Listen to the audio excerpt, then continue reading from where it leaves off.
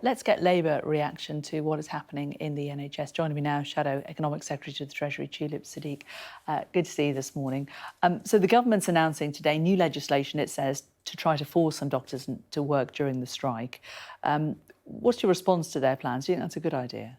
Well, interestingly, just before I was walking in here, I bumped into a Dr. Tom Dolphin, who was talking about how it's ridiculous that they're talking about minimum service levels because the doctors are already providing a minimum service level. He was absolutely categoric in saying, we always make sure that patients are safe. He said, even during strikes, we make sure that patients are safe. So I think the government's trying to divert away from the fact that they haven't negotiated with these doctors.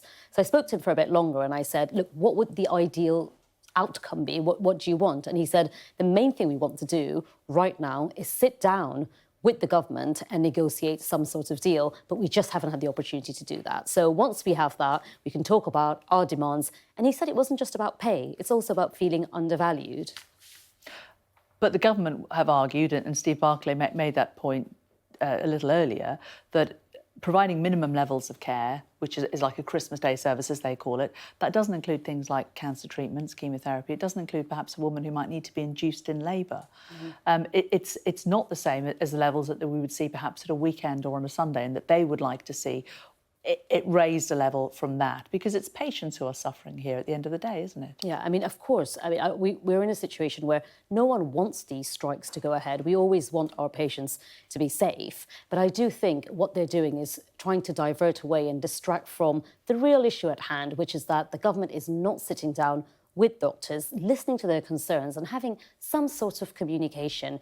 We are in a country where we are heavily reliant on the NHS. It's always provided a great service for me, certainly. But if we can't get the government to sit around with doctors, have a grown-up conversation and reach an agreement, I'm not really sure what the government's doing. I do feel that they've utterly failed us. So to talk about patients, but on the other hand, not communicate with doctors feels like a contradiction to me. Well, the government would say that they have implemented what the independent pay review body suggested, that they've given junior doctors, those starting off a 10% pay rise for the first year, drops to about 8%, consultants 6% pay rise, and massive changes to the doctors' pensions.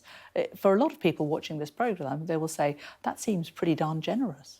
But, I mean, you know, a lot of people watching this programme probably aren't doctors. So, I mean, for having personally seen how hard doctors work in my local hospital at the Royal Free, I would say to sit down and talk to them wouldn't go amiss. And I think they should make time for this. It's such an important public service that they provide. And we saw how we all stood outside and clapped for doctors and nurses during the pandemic, and they were such an important part of our recovery. So to sit down, to listen to their concerns, the fact that they feel undervalued, that the hours are long, there is a real problem with recruitment and retention as well. So to take all those factors into consideration, have a proper conversation and get to a solution where they can reach some sort of negotiations. 13 years that we were in government, there wasn't a single strike from the doctors. So I think that's telling you something. It's about the channels of communication. Angela Rayner, just last week, announced that she would like to make it easier for unions to call strikes across the board. I mean, is that really what the country needs? If Labour were to get into power, shouldn't you be getting people back into work rather than helping people strike? Well, no one wants the strikes to go ahead, that's for sure. I mean, we want to make sure that we're not in a situation where patients aren't being safely dealt with. But if they genuinely feel grieved because the workplace situation isn't right for them, we want to give them the option to strike, because that's the way to make their voices heard. But if you're asking me, would I rather there were no strikes? Of course. I mean, someone who regularly used the NHS, I would. Can I ask you a slightly different question about the age of consent, and this is in light of the allegations that have been made about Russell Brand, allegations that he denies, allegations of serious sexual assault and rape. One of the things that's come from this is one of the women who says that she was in a relationship with him when she was 16 and he was in his 30s, not illegal. She says she's now a mum herself, and she thinks that we need to start questioning the age of consent in this country. Do you think we should question the age of consent and question whether or not people who are 16 are perhaps old enough, mature enough to consider having a relationship with somebody who's a great deal older than them?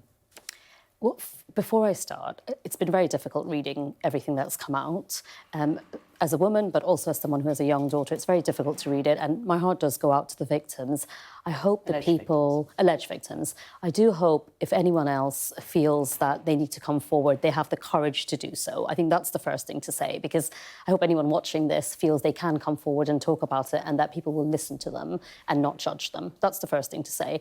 It's very difficult also to listen to people talk about how they made mistakes when they were a certain age and that they wouldn't have done it now. So I do, I'm listening to what you're saying about the age of consent, but I just want to make a point about this.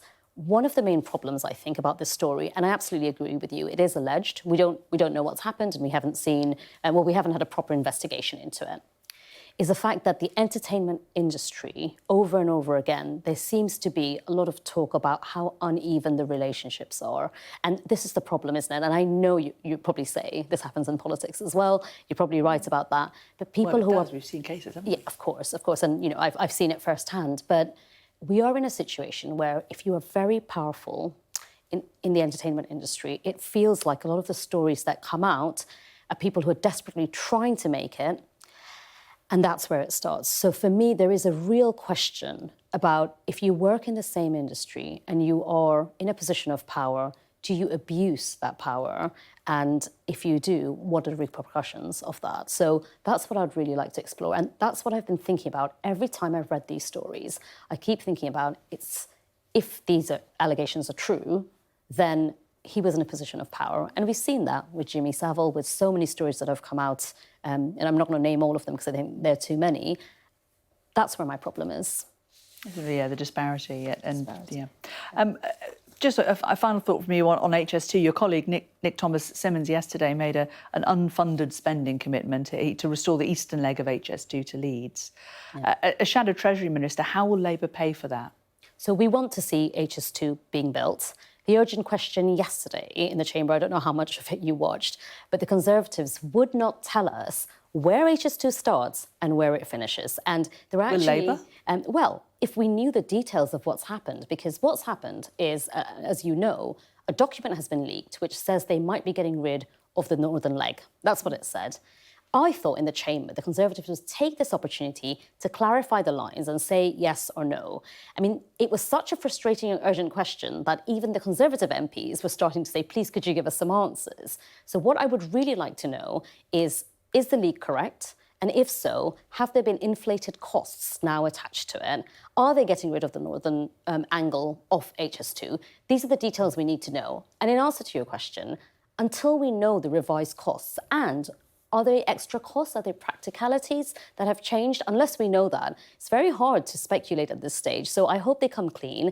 I hope they tell us, because it is really a crucial part of what the country's been planning for years and years. So did Nick Thomas-Symonds misspoke?